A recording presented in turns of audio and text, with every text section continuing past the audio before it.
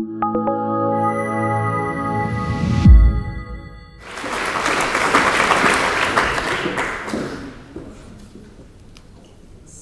one.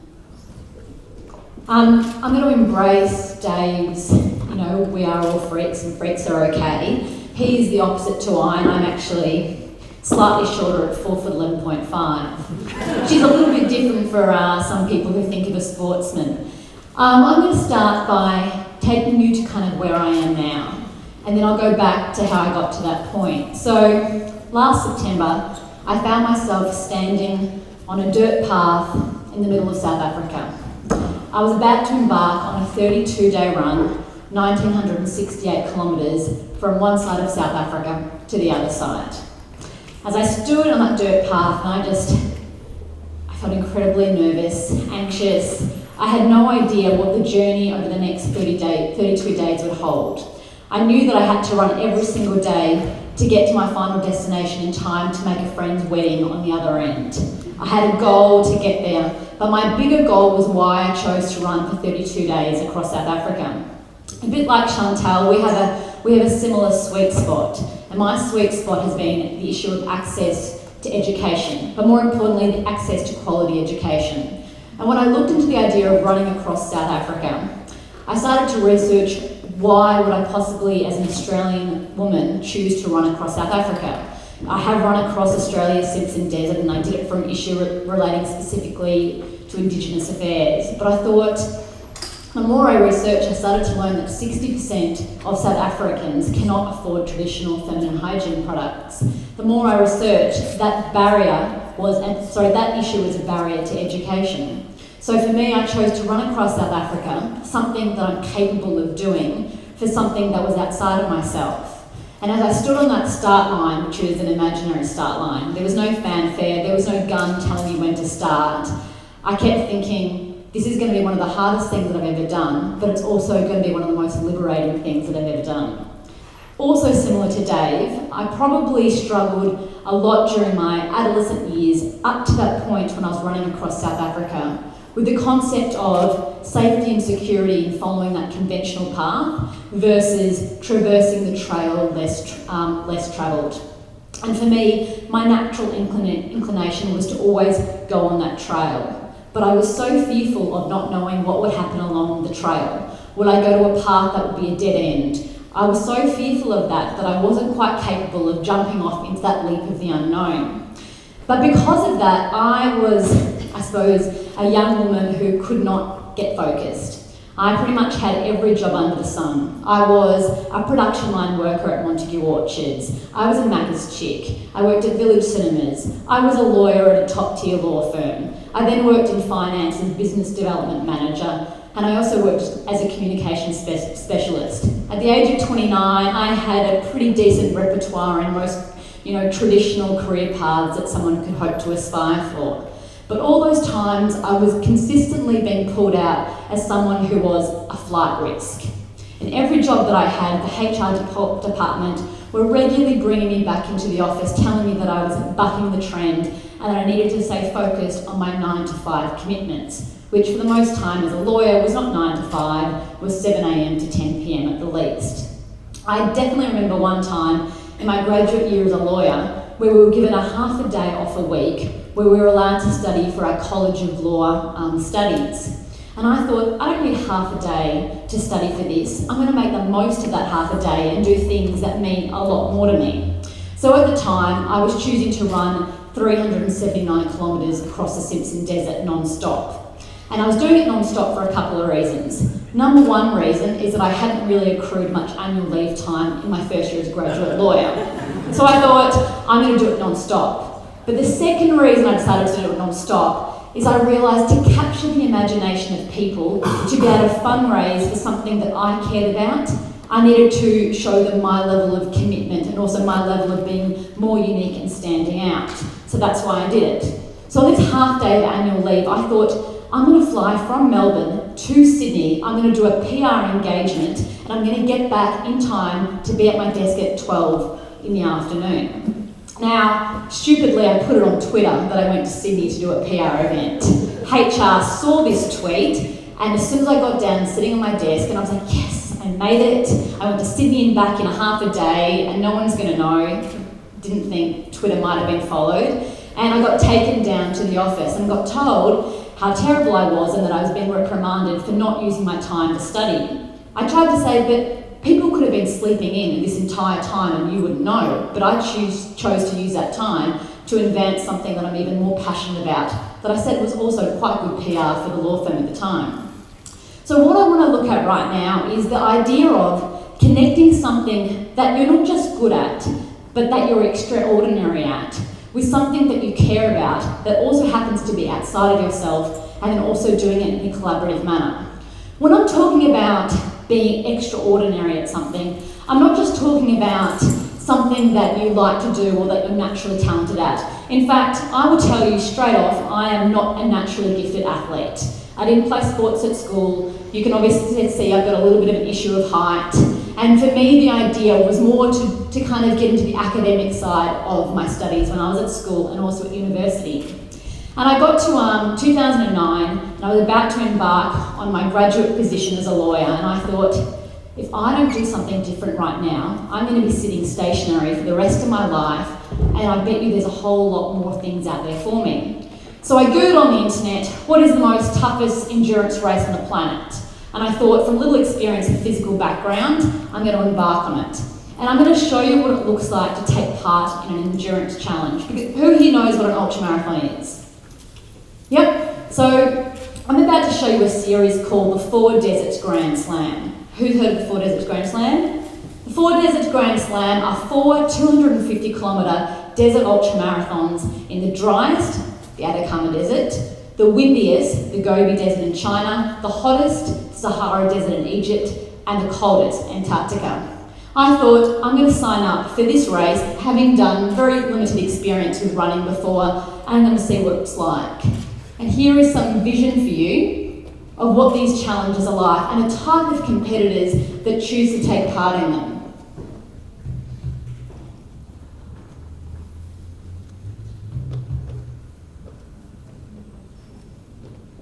They are the driest, windiest, hottest, and coldest deserts on Earth.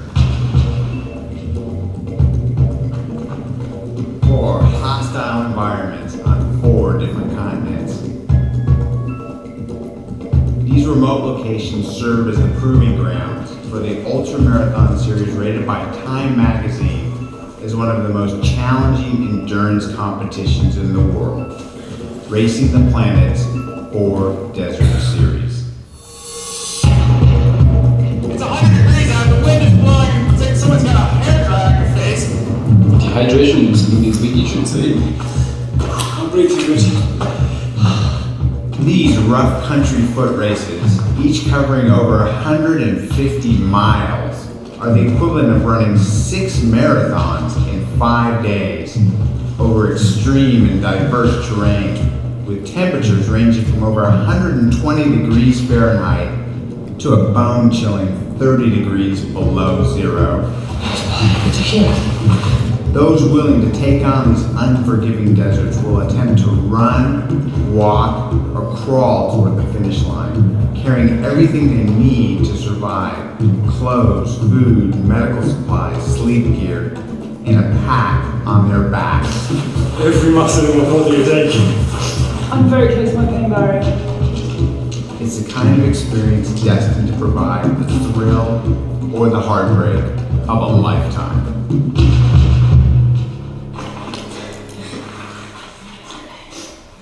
Obviously, when I chose to sign up for this race, I saw none of that footage. If I had seen that footage, there was no way that I would at all embark on that challenge, because that is so far removed even from the comprehension of what this challenge might be like that I had had in my head. So when I got to these races, I thought, for me, I want to know what it's like for the people who do the race the toughest. Because I truly believe that those who do the race the toughest aren't those who are at the front of the field. Because those who are at the front of the field tend to finish in half the amount of time than those who are at the back of the field. They don't have to have the same issue as rationing out their food and their water supplies. They don't have to have as much mental challenges in their head of, am I going to survive or am I not going to survive? I wanted to look at what it took for those who probably had the toughest mental determination out of everyone in the field. And there was a couple of things that I noticed, and this is the makeup of the people that I think have something that's extraordinary in them. And the first thing is their self-belief. The one commonality between those who finished these races and those that didn't finish is they never for one moment contemplated the idea of giving up. Every single people in these races, whether they're going fast or slow, are at some point or another beyond their comfort zone. And when you're beyond your comfort zone, what tends to be happening is your mind goes into overdrive or freak out. And we start to look for whatever reason possible to legitimise our capacity to pull out. So for those that had already said to themselves, well, you know what, if I hurt my ankle, if I hurt my knee, if it gets too hot, if I run out of water, if I get a blister on my second toe, these are reasons that I would validate myself pulling out. And I saw it time and time again that physical attributes played such a little role in people finishing and those who didn't finish.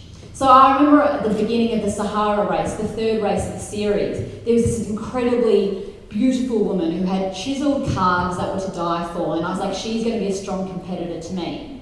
And then I also looked at an African American who was clearly overweight and told me that he was going to do the entire race in T-boats.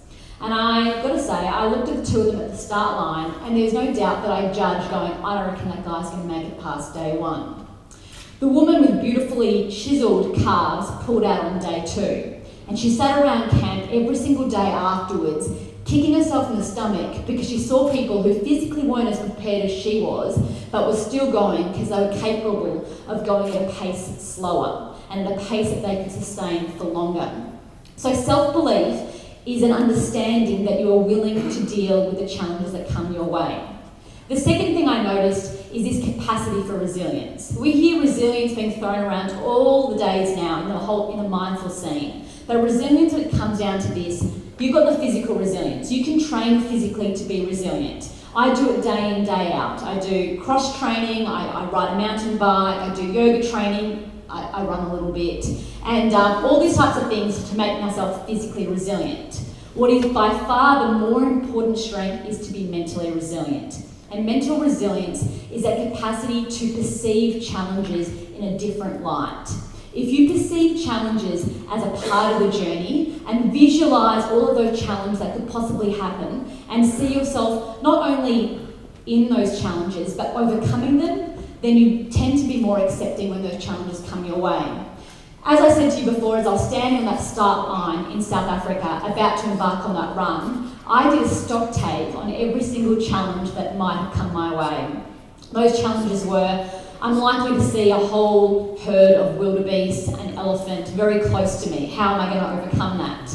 I started to prepare myself for the fact that I was going to be wading in water up to my chest high. I was sometimes going to be pushing through bamboo that was over 6 foot tall, and I would never know what was underfoot. I also prepared myself for the fact that I would be running on a trail that required complete navigation. I went through all those challenges, and I can tell you every single one of those challenges happened.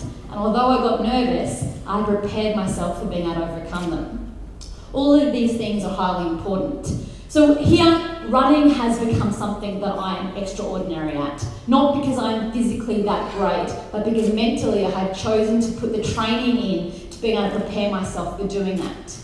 I'll take you now to 2011. I'd completed the Grand Slam. I had proven to myself that I was mentally and physically stronger than I had ever thought that I was capable. And so what did I do? I do what so many people do once they reach one hurdle. They want to reach something just that little bit harder. So as opposed to trying to do 250 kilometres in 5 days in the desert, I thought I'm going to run 222 kilometres non-stop in the highest race on earth. I'm going to run 222 kilometres in the Himalayas, a race that peaked at 6,000 metres above sea level and averaged at 4,500 metres above sea level.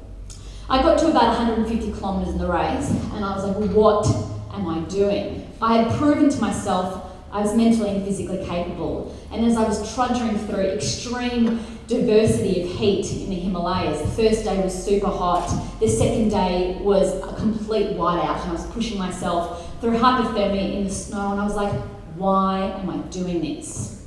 And as I finished that race, and I will never know how I finished it, I said to myself, never again will I push my body that hard for a purpose that's completely connected to just myself. I said I studied a law degree because I wanted to have the capacity to impact social change. Don't ask me how I ended in a corporate law firm, but that was the origins of why I studied a law degree. And I thought, if I can use something that I'm extraordinary at, which wasn't law, even though I thought I could be extraordinary at that, but if I can use this concept of running and connect it to the things that I care about, which for me is access to quality education, particularly in developing countries, for both boys and girls, then I have the capacity to probably create far more change than if I was doing it through the legal space. And so that's what I did.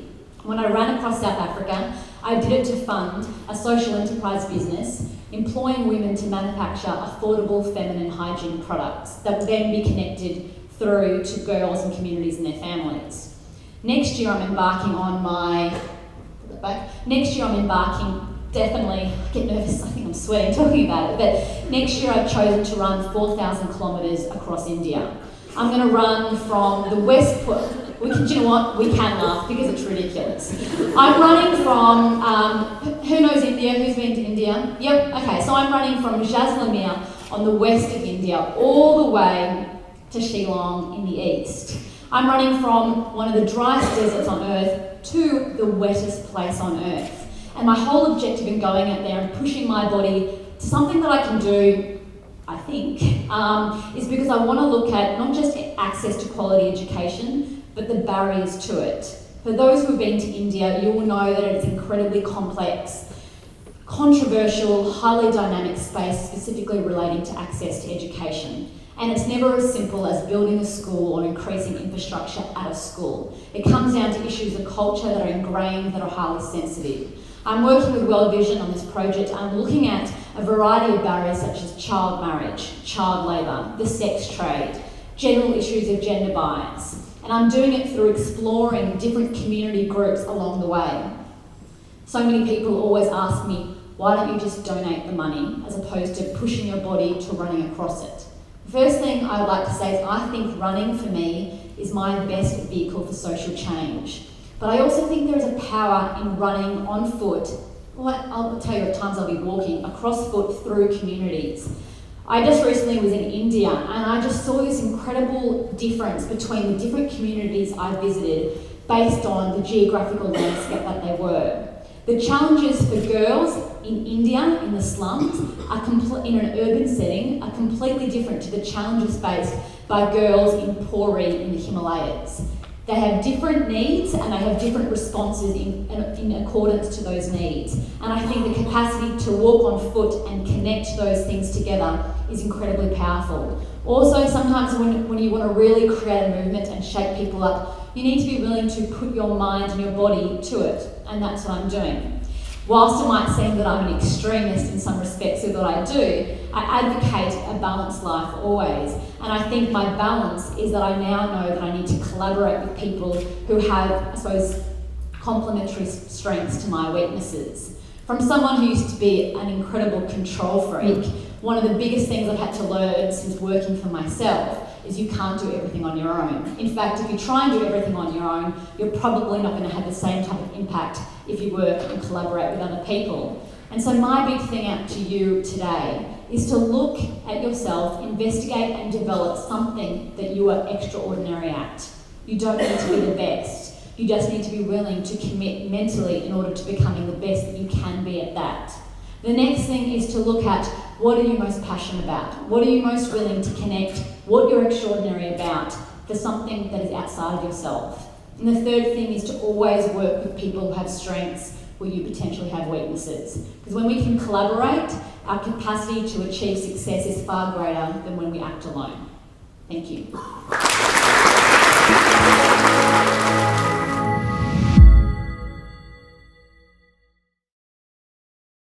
The Hero Roundtables are the global events that ask the question, what is a hero?